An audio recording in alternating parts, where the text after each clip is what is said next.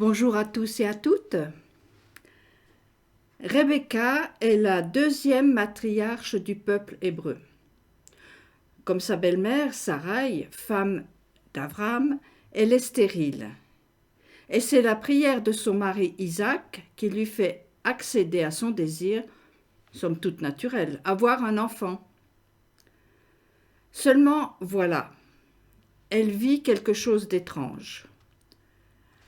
Comme les enfants s'entrepoussaient dans son sein, elle dit « Si cela est ainsi, à quoi suis-je destinée ?» Et elle alla consulter le Seigneur. Le Seigneur lui dit « 2 nations sont dans ton sein et 2 peuples sortiront de tes entrailles. Un peuple sera plus puissant que l'autre et l'aîné obéira au plus jeune. »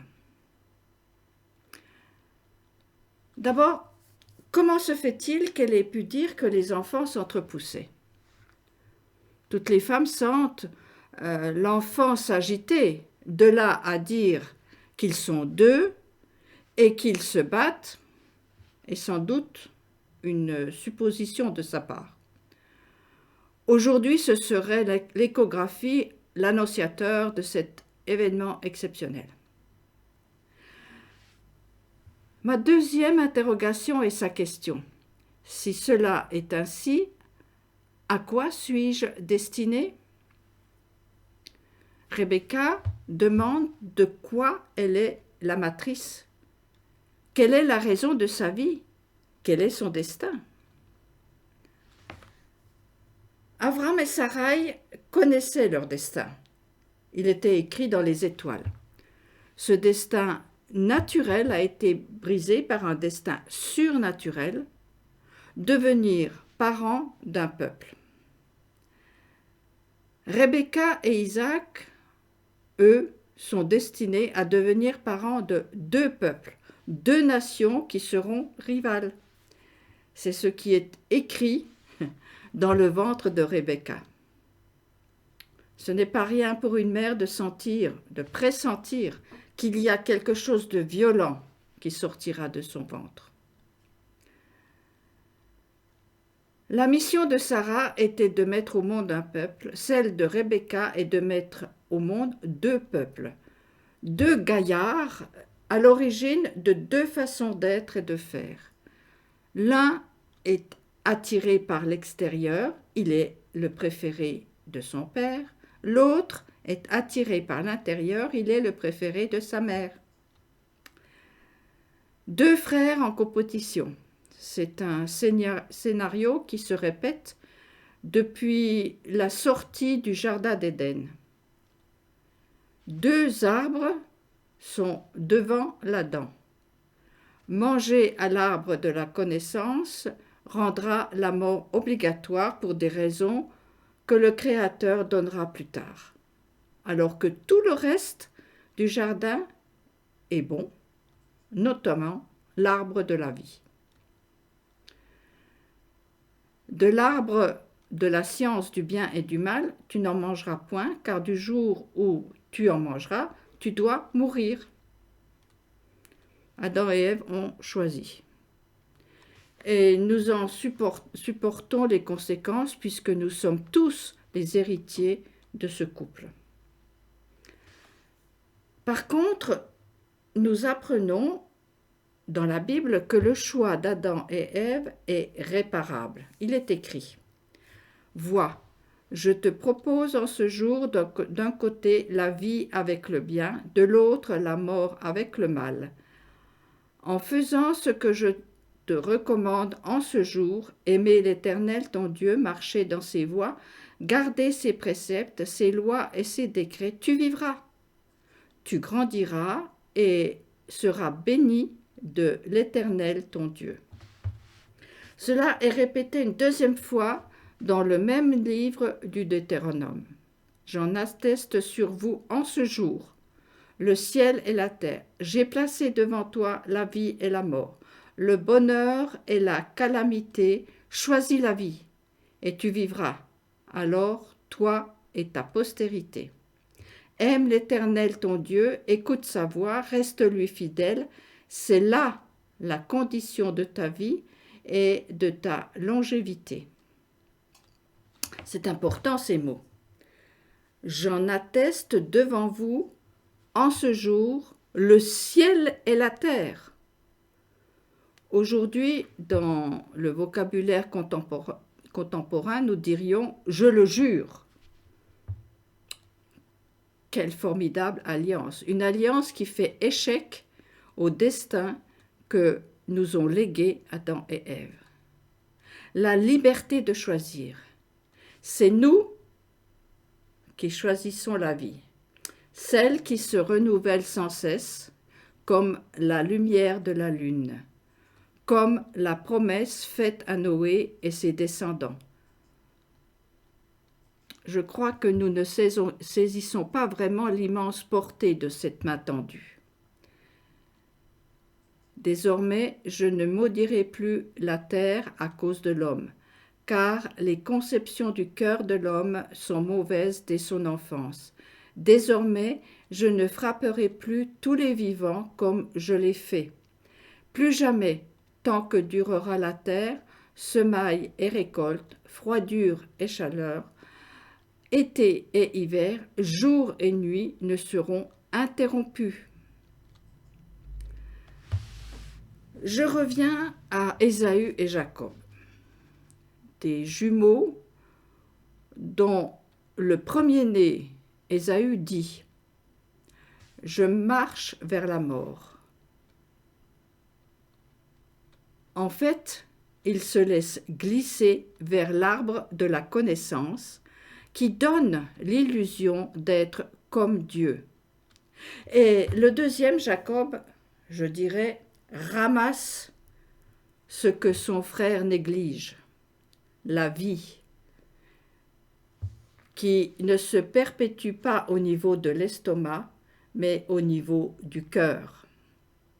Aimer l'Éternel ton Dieu, marcher dans ses voies. Si je reprends l'histoire d'Adam, le serpent dit « A-t-il réellement dit, Dieu,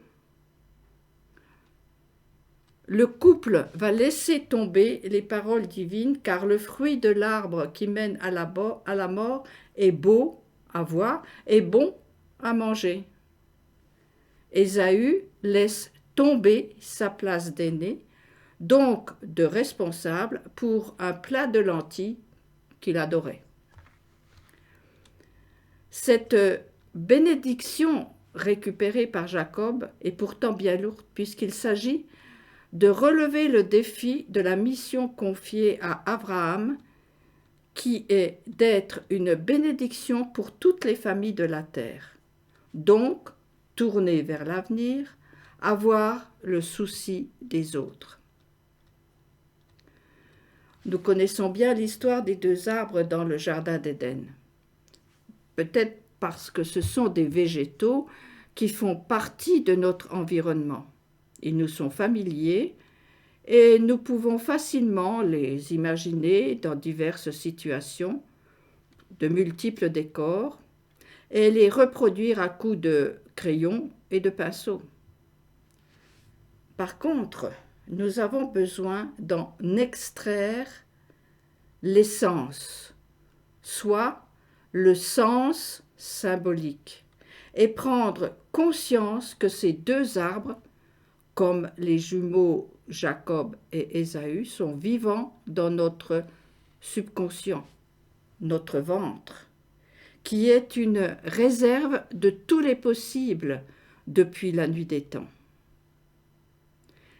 Certains ont l'intuition que ce combat pour la liberté, difficile à nommer ainsi, est ce qu'ils ressentent comme un mal-être, une difficulté à être, s'opposant à l'avoir.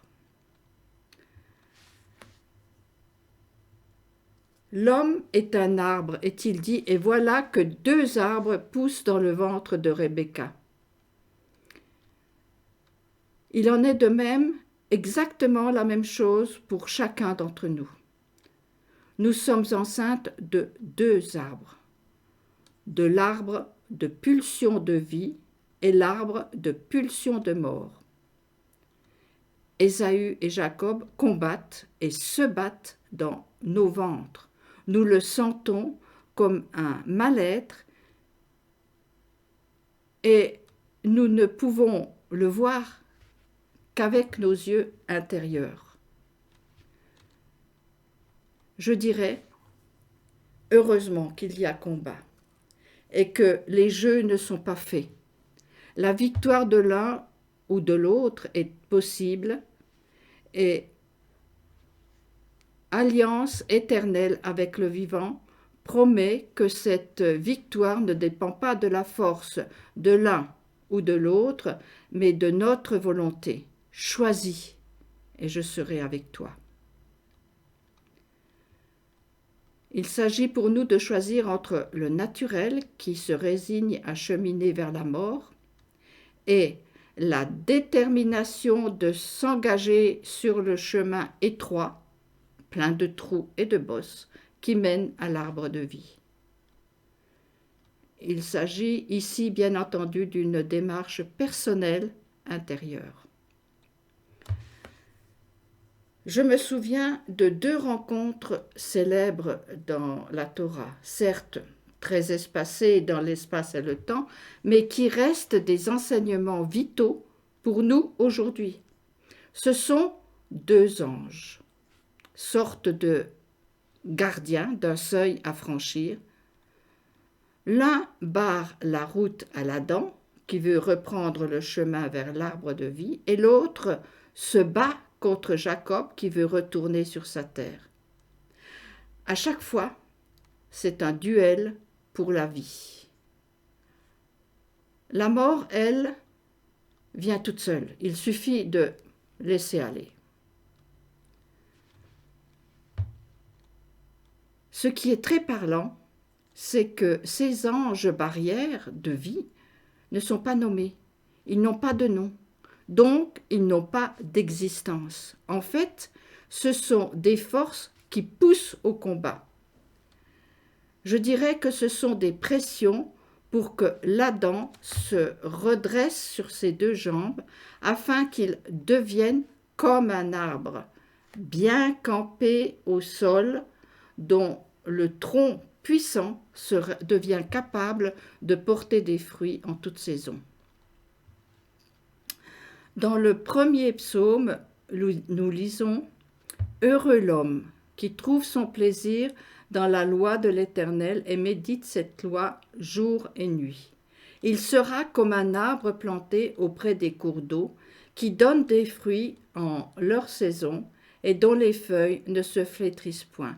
Tout ce qu'il fera réussira. » Ce que je vous livre là n'est pas simple élucubration. C'est une réalité ressentie comme Rebecca qui sentait une rivalité dans son ventre. Les psys diraient son inconscient. Au quotidien, j'ai toujours l'impression que la mort me talonne, ce qui n'est pas faux, puisque dès la minute de notre naissance, un compte à rebours s'enclenche. On a beau dire qu'il ne s'agit que de la mort physique. Il reste cette peur au ventre de la mort, cette angoisse de Rebecca qui a dit « À quoi bon? Pourquoi suis-je enceinte? Dans ces conditions, n'aurait-il pas mieux valu que je reste stérile ?» En rédigeant ce partage, je me suis surprise d'avoir employé le verbe « talonner ». Or, dans l'histoire de Rebecca, c'est Jacob qui talonne l'homme qui marche vers la mort, son jumeau Ésaü. C'est la bénédiction, la vie qui talonne la mort. Un retournement doit donc s'opérer. Passer de la mort à la vie, est-ce cela, aller vers soi? J'en atteste sur vous en ce jour, le ciel et la terre. J'ai placé devant toi la vie et la mort, le bonheur et la calamité. Choisis la vie et tu vivras, alors toi et ta postérité. Le combat extérieur ne peut être gagné que si, et seulement si, le combat intérieur est gagné. La rencontre avec le chérubin gardien du chemin, tout comme la lutte de Jacob contre la mentalité d'Ésaü, est inévitable, voire indispensable dans ce monde hors du jardin d'Éden. Lutte pour, afin qu'un troisième homme naisse, un homme vainqueur de toutes ces forces données par l'arbre de la connaissance du bien et du mal. Cet arbre qui nous donne l'illusion d'être comme Dieu. Un troisième homme, fruit de l'empoignade entre Jacob et Ésaü, un Ish sorti de son sommeil, qui voit Isha, le souffle de la vie qui l'anime. Voilà Adam et Ève revenus de l'exil pour mettre au monde Israël, toujours en train de naître, jamais arrivé à la fin. Voilà Adam revenu en face de son Créateur, qui a fait de lui une âme vivante par son souffle éternel. Isaac aimait Ésaü parce qu'il chassait les animaux sauvages qui symbolisent nos instincts primaires, naturels. Ésaü, en nous, est en quelque sorte un combattant contre les forces sauvages extérieures, le héros que l'on admire, l'homme fort, soucieux de sa réussite. Rebecca préférait Jacob parce qu'il construisait l'intérieur. Il choyait sa féminité, l'accueil de l'autre et de l'avenir. Celui ou celle qui choisit la vie proposée par l'Éternel s'oppose de facto au naturel, qui est le laisser-aller. Va comme je te pousse. Au final, marche vers la mort. En fait, nous avons besoin des deux antagonistes. Toute la création a pour fondement le chiffre 2, différents l'un de l'autre. Seule cette différence assumée peut mener aux multiples. La lutte entre Ésaü et Jacob met au monde l'homme nouveau, soucieux de sa relation verticale avec le divin et horizontale avec ses frères, tous uniques dans leur différence. Bonne réflexion à tous et à bientôt.